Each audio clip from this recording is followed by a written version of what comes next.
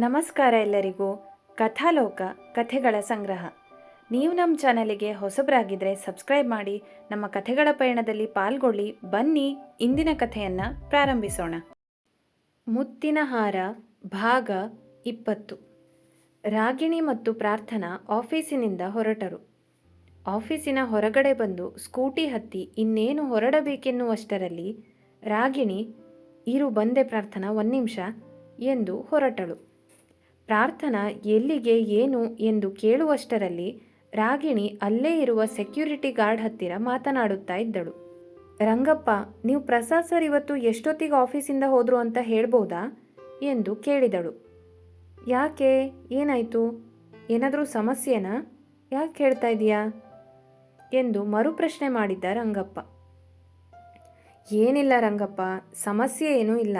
ಸ್ವಲ್ಪ ಕೆಲಸದ ಬಗ್ಗೆ ಮಾತಾಡೋದಿತ್ತು. ನಿಮಗೆ ಗೊತ್ತಲ್ವಾ, ಇವತ್ತು ಹರ್ಷ ಸರ್ ಆಫೀಸ್ ಬಿಟ್ಟು ಹೋಗ್ತಾ ಇದ್ದಾರೆ. ನಾವೆಲ್ಲ ಅಲ್ಲೇ ಬ್ಯುಸಿ ಇದ್ವಿ ಅವ್ರ ಹತ್ರ ಮಾತಾಡ್ತಾ. ಪ್ರಸಾದ್ ಸರ್ ಆಫೀಸಿಂದ ಹೋಗಿದ್ದೇ ಗೊತ್ತಾಗಿಲ್ಲ. ಈಗ ಫೋನ್ಗೂ ಸಿಗ್ತಾ ಇಲ್ಲ. ಅದಕ್ಕೆ ಜಸ್ಟ್ ಕೇಳಿದೆ ಅಷ್ಟೆ, ಎಷ್ಟೊತ್ತಿಗೆ ಹೋಗಿರ್ಬೋದು ಅಂತ ಎಂದಳು. ಓ ಹಾಗಾ, ನಂಗೆ ಸರಿಯಾಗಿ ಟೈಮ್ ಗೊತ್ತಿಲ್ಲ. ಸುಮಾರು 3 ಗಂಟೆ ಅಷ್ಟೊತ್ತಿಗೆ ಅವ್ರು ಇಲ್ಲಿಂದ ಹೊರಟಿದ್ದಾರೆ.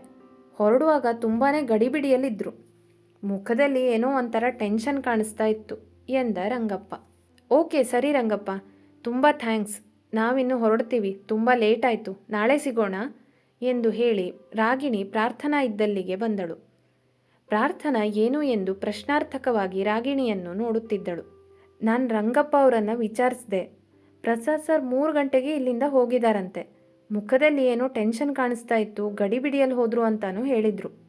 ಸೊ ನೀನೇನು ಯೋಚನೆ ಮಾಡಬೇಡ ಪ್ರಾರ್ಥನಾ, ನಾನು ಹೇಳಿಲ್ವಾ ಅವರೇನೋ ಕೆಲಸದ ಮೇಲೆ ಹೋಗಿರ್ತಾರೆ. ಮತ್ತು ನಾನು ಹೇಳಿದ್ನಲ್ವಾ, ನಾವು ಕಾಫಿ ಕುಡ್ಕೊಂಡು ಬರುವಾಗ ಅವರನ್ನು ನೋಡಿದೆ ಅಂತ. ಸುಮಾರು ಅದೇ ಟೈಮಿಗೆ ಅಲ್ವಾ ನಾವು ಕಾಫಿಗೆ ಹೋಗಿದ್ದು. ಅದಾದಮೇಲೆ ಅವರು ಆಫೀಸಿಂದ ಹೋಗಿರ್ತಾರೆ. ಅವ್ರಿಗೆ ಎಷ್ಟೊಂದು ಟೆನ್ಷನ್ ಇರುತ್ತೆ. ನೀನು ಸುಮ್ಮನೆ ಯೋಚನೆ ಮಾಡ್ತಾ ಚಿಂತೆ ಮಾಡ್ತಾ ಇದೀಯ. ನಾಳೆ ನಿನಗೆ ಫೋನ್ ಮಾಡ್ತಾರೆ. ನಾಳೆ ಏನು, ಇವತ್ತು ರಾತ್ರಿನೇ ನಿನಗೆ ಮೆಸೇಜ್ ಮಾಡ್ತಾರೆ ನೋಡು. ಬಾ ಈಗ ಮನೆಗೆ ಹೋಗೋಣ ಎಂದು ಇಬ್ಬರು ಅವರವರ ಸ್ಕೂಟಿ ಹತ್ತಿ ಹೊರಟರು. ರಾಗಿಣಿ ಏನೋ ಸಮಾಧಾನ ಪಟ್ಟುಕೊಂಡಿದ್ದಳು.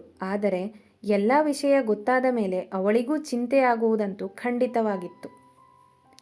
ಇಬ್ಬರು ಮನೆ ತಲುಪಿದರು. ಶಿವಸ್ವಾಮಿ ಮತ್ತು ಸುಲೋಚನಾ ಇವರಿಬ್ಬರಿಗಾಗಿ ಕಾಯುತ್ತಾ ಕುಳಿತಿದ್ದರು. ರಾಗಿಣಿ ಇದೇನು ಮೊದಲ ಬಾರಿಯಲ್ಲ ಪ್ರಾರ್ಥನಾಳ ಮನೆಗೆ ಬರುತ್ತಿದ್ದದ್ದು. ಆದರೆ ಹೀಗೆ ಊಟಕ್ಕೆ ಯಾವತ್ತೂ ಬಂದಿರಲಿಲ್ಲ. ಆದ್ದರಿಂದ ಶಿವಸ್ವಾಮಿ ಮತ್ತು ಸುಲೋಚನಾ ಅವರಿಗೆ ಅವಳು ಬರುವುದು ತುಂಬಾ ಖುಷಿಯಾಗಿತ್ತು. ಮುಂದೊಂದು ದಿನ ರಾಗಿಣಿ ಅಲ್ಲೇ ಉಳಿದುಕೊಳ್ಳುವಂತಾಗುತ್ತದೆ ಎಂದು ಯಾರೂ ಊಹಿಸಿರಲಿಲ್ಲ. ಮನೆಗೆ ಬಂದು ಇಬ್ಬರೂ ಫ್ರೆಶ್ ಆಗಿ ಹಾಲಲ್ಲಿ ಟಿವಿ ನೋಡುತ್ತಾ ಶಿವಸ್ವಾಮಿಯ ಜೊತೆ ಮಾತನಾಡುತ್ತಾ ಕುಳಿತಿದ್ದರು. ಪ್ರಾರ್ಥನಾಳ ದೇಹ ಮಾತ್ರ ಅಲ್ಲಿತ್ತು, ಮನಸ್ಸು ಮಾತ್ರ ಪ್ರಸಾದ್ ಬಗ್ಗೆಯೇ ಚಿಂತೆ ಮಾಡುತ್ತಾ ಇತ್ತು. ರಾಗಿಣಿ ಮಾತ್ರ ಒಂದೇ ಸಮನೆ ಪಟಪಟ ಅಂತ ಮಾತನಾಡುತ್ತಲೇ ಇದ್ದಳು. ಸಪ್ಪೆ ಮುಖ ಹಾಕಿ ಕುಳಿತ ಮಗಳನ್ನು ನೋಡಿದ ಶಿವಸ್ವಾಮಿ, ಮಗಳೇ ಏನಾಯಿತು, ತುಂಬ ಡಲ್ ಆಗಿದೆಯಾ, ತುಂಬ ಸುಸ್ತಾಗಿದೆಯಾ, ಹೋಗು, ಬೇಕಾದರೆ ಸ್ವಲ್ಪ ಹೊತ್ತು ರೆಸ್ಟ್ ಮಾಡು ಎಂದರು. ಇನ್ನೇನು ಪ್ರಾರ್ಥನಾ ಪ್ರಸಾದ್ ಆಫೀಸ್ ಬಿಟ್ಟು ಹೋಗಿರುವುದನ್ನು ಹೇಳಬೇಕು ಅನ್ನುವಷ್ಟರಲ್ಲಿ ರಾಗಿಣಿ ಮಧ್ಯದಲ್ಲಿ ಮಾತನಾಡಿ, ಏನಿಲ್ಲ ಅಂಕಲ್, ನಾಡಿದ್ದು ಈ ಆಫೀಸಲ್ಲಿ ಕೊನೆ ದಿನ, ಅದಕ್ಕೆ ತುಂಬ ಬೇಜಾರಲ್ಲಿದ್ದಾಳೆ. ಇನ್ಮುಂದೆ ನಾನು ಸಿಗಲ್ಲ ಅಂತ ಅಷ್ಟೇ ಎಂದಳು. ಪ್ರಾರ್ಥನಾಳಿಗೆ ಒಂದು ಕ್ಷಣ ಶಾಕ್ ಆಯಿತು. ಇಷ್ಟೊಂದು ಮುಖ್ಯವಾದ ವಿಷಯವನ್ನು ತಾನು ಹೇಗೆ ಮರೆತು ಬಿಟ್ಟೆ? 2 ವಾರದ ಮುಂಚೆ ರಾಗಿಣಿ ಮತ್ತು ಪ್ರಾರ್ಥನಾ ಮಾತನಾಡಿಕೊಂಡಿದ್ದರು ಇದರ ಬಗ್ಗೆ. ಒಂದಿಷ್ಟು ಪ್ಲ್ಯಾನ್ಸ್ ಕೂಡ ಮಾಡಿಕೊಂಡಿದ್ದರು.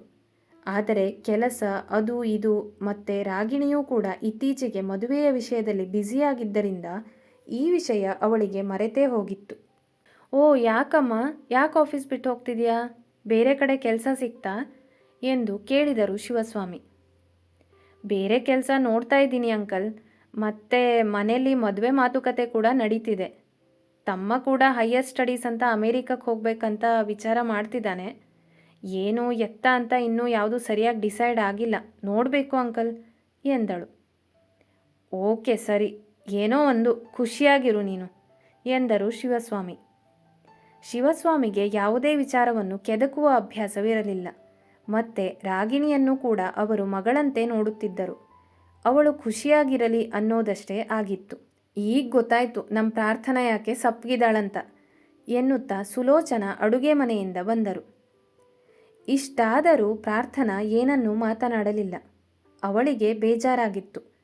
ತನ್ನದೇ ಆದ ಲೋಕದಲ್ಲಿ ಮುಳುಗಿ ಎಲ್ಲವನ್ನೂ ಮರೆತು ಬಿಟ್ಟಿದ್ದಳು. ಅದರಲ್ಲೂ ರಾಗಿಣಿಯ ಬಗ್ಗೆ. ರಾಗಿಣಿ ತನ್ನ ಮದುವೆಯ ಮಾತುಕತೆ ನಡೆಯುತ್ತಾ ಇರುವುದರ ಬಗ್ಗೆ ಪ್ರಾರ್ಥನಾಳಿಗೆ ಮೊದಲೇ ಹೇಳಿದ್ದಳು. ಆದರೆ ಅದೇನಾಯಿತು, ಏನಾಗುತ್ತಿದೆ ಎಂದು ಅದರ ಬಗ್ಗೆ ಮಾತನಾಡುವುದಕ್ಕೆ ಇಬ್ಬರಿಗೂ ಸಮಯವೇ ಸಿಕ್ಕಿರಲಿಲ್ಲ. ಒಮ್ಮೆಲೆ, ಅಮ್ಮ ಬೇಗ ಊಟ ಮಾಡೋಣ, ಊಟ ಮಾಡಿಕೊಂಡು ನಮ್ಗೆ ಸ್ವಲ್ಪ ಮಾತಾಡೋದಿದೆ ಎಂದು ಆರ್ಡರ್ ಮಾಡಿದ್ದಳು ಪ್ರಾರ್ಥನಾ. ಏನಮ್ಮ ಅಷ್ಟು ಗಡಿಬಿಡಿ ಮಾಡ್ತೀಯಾ? ಅಪರೂಪಕ್ಕೆ ರಾಗಿಣಿ ಬಂದಿದ್ದಾಳೆ, ಸ್ವಲ್ಪ ಹೊತ್ತು ಆರಾಮಾಗಿ ಕುತ್ಕೊಂಡು ಊಟ ಮಾಡಿದ್ರಾಯ್ತು. ಇಲ್ಲ ಅಮ್ಮ, ನಾಡಿದ್ದು ರಾಗಿಣಿ ಆಫೀಸ್ ಲಾಸ್ಟ್ ಡೇ, ನಾವು ಸ್ವಲ್ಪ ಮಾತಾಡ್ಕೊಳ್ತೀವಿ. ನಮ್ಮ 2 ವರ್ಷದ ನೆನಪುಗಳನ್ನು ಮೆಲುಕು ಹಾಕಬೇಕು. ಬೇಗ ನಡಿ, ಊಟ ಮಾಡೋಣ ಎಂದಳು. ಸರಿ ಸರಿ, ಏನಾದರೂ ಮಾಡ್ಕೊಳ್ಳಿ ನೀವಿಬ್ರು. ಬನ್ನಿ ಹಾಗಾದರೆ ಊಟ ಮಾಡೋಣ ಎಂದು ಎಲ್ಲರೂ ಊಟಕ್ಕೆ ನಡೆದರು. ಒಂದು ಸ್ವಲ್ಪ ಹೊತ್ತು ಉಳಿದದ್ದೆಲ್ಲ ಯೋಚನೆಯನ್ನು ಬಿಟ್ಟು ರಾಗಿಣಿಯ ಜೊತೆಗೆ ಇರಬೇಕು, ಅವಳ ಹತ್ತಿರ ಮಾತನಾಡಬೇಕು, ಹಳೆಯ ಘಟನೆಗಳನ್ನೆಲ್ಲ ನೆನಪು ಮಾಡಿಕೊಳ್ಳಬೇಕು ಎಂದು ಅಂದುಕೊಂಡಳು ಪ್ರಾರ್ಥನಾ. ಊಟದ ನಂತರ ರಾಗಿಣಿ ಮತ್ತು ಪ್ರಾರ್ಥನಾ ರೂಮಿಗೆ ಬಂದು ಪ್ರಾರ್ಥನಾಳ ಫೇವ್ರೇಟ್ ಜಾಗವಾದ ಬಾಲ್ಕನಿಗೆ ಬಂದು ಕುಳಿತರು. ಆ ಬಾಲ್ಕನಿ ಪ್ರಾರ್ಥನಾಳಿಗೆ ತುಂಬ ಸ್ಪೆಷಲ್ ಆಗಿತ್ತು. ಅವಳಿಗೆ ದುಃಖವಾಗಲಿ ಸಂತೋಷವಾಗಲಿ ಅವಳು ಅಲ್ಲಿಗೆ ಬಂದು ಹೊರಗಡೆ ನೋಡುತ್ತಾ ಕುಳಿತಿರುತ್ತಿದ್ದಳು. ಸ್ವಲ್ಪ ಹೊತ್ತು ಇಬ್ಬರೂ ಏನನ್ನೂ ಮಾತನಾಡಲಿಲ್ಲ.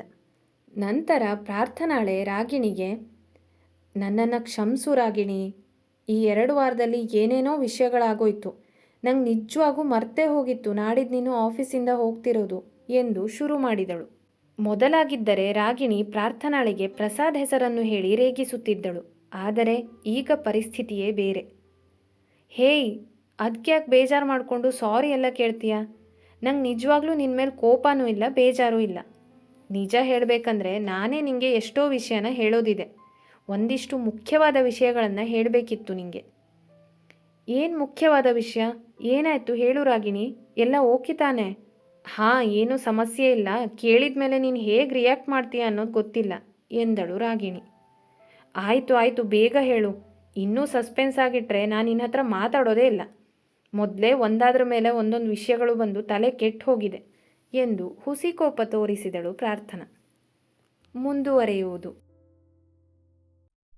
ಈ ವಿಡಿಯೋ ಇಷ್ಟ ಆಗಿದ್ರೆ ಲೈಕ್ ಮಾಡಿ, ನಿಮ್ಮ ಸ್ನೇಹಿತರೊಂದಿಗೂ ಶೇರ್ ಮಾಡಿ.